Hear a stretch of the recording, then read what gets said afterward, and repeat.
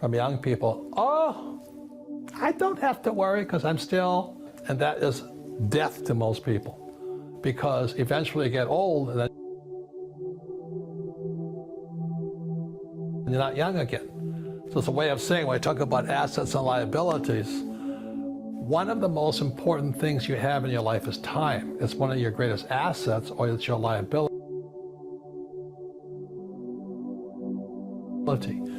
And being, I just turned 70, and I have friends who have nothing. I mean, they have zero. Now they've made a lot of money, but they have nothing here. They have nice houses, nice cars, 16 wives, 19 kids. I don't know what they have, but you know what I mean? And being young is great, except it can be a liability to you. Because when you're young, you're just having a lot of fun and life's exciting, it's new. So, at the time, but the thing is, this is the lesson today, is so many people spend their time focusing here. They want to make a lot of money. And I can hear it in their words. They say, oh, I want a career. This is career, okay? Or I'm going to start my own business, and this is the chart here, which we've seen. This is the cash flow quadrant, book number 2. E is employee, S is small business, self-employed, or a specialist like a doctor, lawyer, web designer. B is big business, 500 employees or more, and I is professional investor. So when I was your age, I knew I wanted to get here. This takes time. This is the hardest, This is where the big mega bucks are. And Kim and I are here. And the money is massive. But it takes time to get there. The big mistake I see young people make is they focus here. And the words are, I want to do what I love. That's the track. You see, in real life, sometimes you have to do what you hate. Like, people think I like to write books. I hate writing books. But it fills my purpose in life. It's not my passion, my purpose in life. Because my purpose was to get here. A lot of these guys get trapped here doing what they love. And as we've talked about on earlier episodes of this thing, these guys pay the highest taxes. 40% here, 60% in taxes here, 20% here, and then 0% here. So when I was before my 20s, I knew I wanted to go there, and it wasn't doing what I loved. I had to learn what I didn't want to learn. I sometimes had to do what I hated. I had to learn about taxes. I had to learn about debt. I had to take classes. I had to learn about insurance. So I was doing a lot of things I hated doing so I could come over here. These guys never do this because they live their passion. I want my passion. The difference in passion is greedy, purpose is for other people. So my purpose was to come over here so I could serve more people. So I have employees here and all this. I don't buy stocks, bonds, mutual funds, because as a professional investor, I can create my own assets. The richest people own businesses. Over here, these guys are small business, self-employed. You're self-employed if you can't stop working. I stopped working years ago because I have businesses. Very big difference. It was painful, but I got there. So number one is a business. So when I was in my 20s, I knew I was going to do what it would take to school, study, learn about taxes, debt, insurance, accounting, lawsuits, and all this through business. Next is real estate. I love real estate. But most people can't do what I do because they don't have a business. It's catch-22. They don't have enough money to get over here. Your mom just made that switch because she used other people's money. To be successful in the world of business, there's 3 basic types of education you must have. 1, academic education. That's reading, writing, arithmetic. I didn't do very well here. It's very important. I'm not saying it's not important, it's extremely important. So academic is very important. Second is professional, whether you become a doctor, a lawyer, secretary. And the third is financial education. And what we'll be covering is this. But I realized from my rich dad talking to me, If I understood financially, I could make money 24/7 without working. That was the difference. So what you'll be learning about this today is how we make money 24/7 without working. To me, that makes a lot more sense than working hard all the time. The basics of financial education begins with this, with literacy, is it begins with an income statement and a balance sheet. This is the fundamental if you're going to be, and if you look over here, after mission, it's cash flow. This is basically accounting, CFOs, auditing departments. This here is income, expense, asset, liability. Where people get mixed up is they call their house an asset. And he says that's the problem. They call their car an asset. By GAAP, generally accepted accounting principles, I can actually count this suit as an asset. This here is the real game board from my cash flow game. This is income. This income statement, balance sheet, statement of cash flow. Okay, so the game is teaching you, as a kid's version, intermediate version, advanced version. It's teaching you while you're having fun. Assets put money in your pocket. So this is the cash flow pattern of an asset. It goes from the asset, it could be a house I rent out. Okay, boom. So assets put money in your pocket whether you work or not. So what's the definition of an asset? Assets what? Put money in your pocket whether you work or not.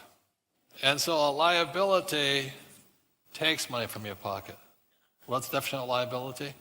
Takes money from your pocket. So the reason people are afraid of losing their job is because they have liability they think are assets. So they have to keep going to work. Does that make sense, you guys here?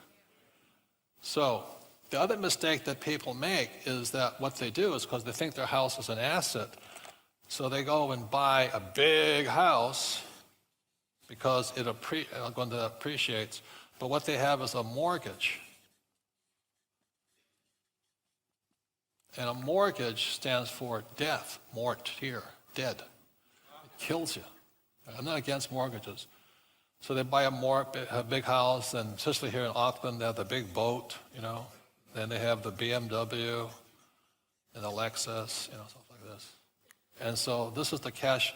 They have a job, money comes in, cash flows out. I call this financial diarrhea. I mean, they cannot stop.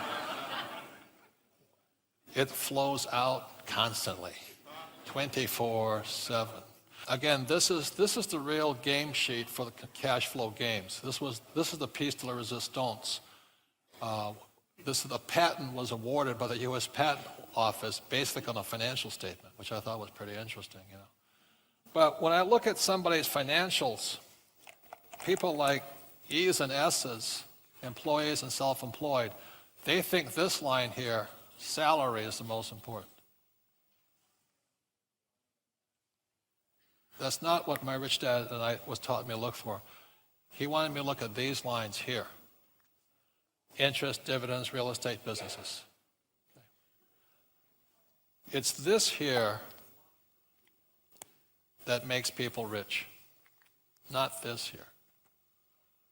So the purpose of the cash flow board game was to train people to take this money coming in here, to come down this way and come back up here.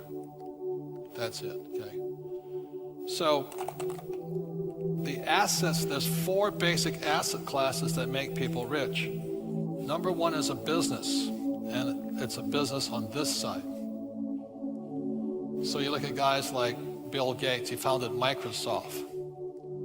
Jobs created Apple.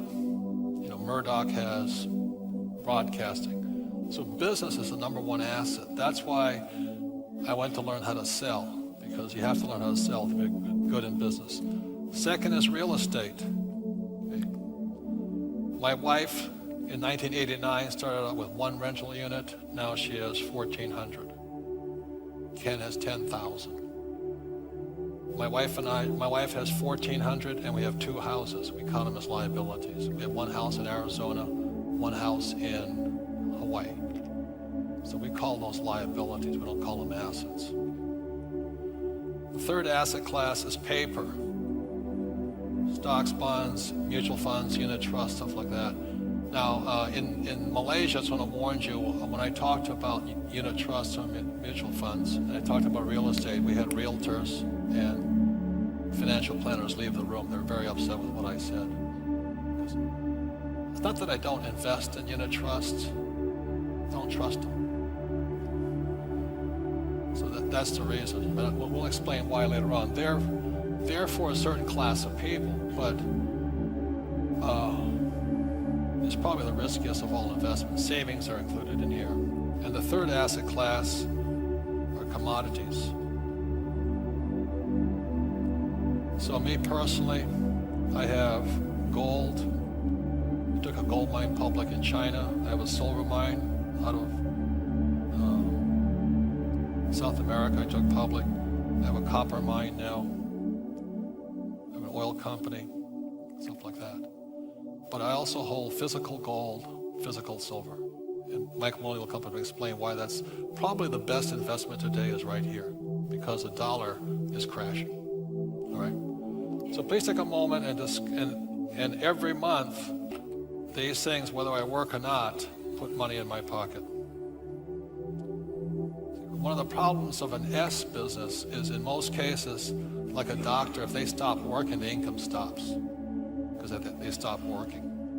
So these things here, 24/7, income's coming in. And that's what I was trained to do. You know, these guys work for money. These guys are not capitalists. They work for money and they invest their own money. On the B and the I side is my rich dad side. That's the capitalist side.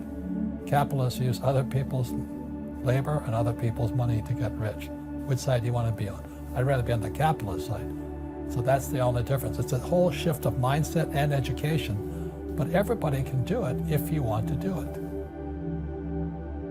It was really hard because I didn't like, I'm actually a very shy person, so learning how to sell was the hardest thing I could do.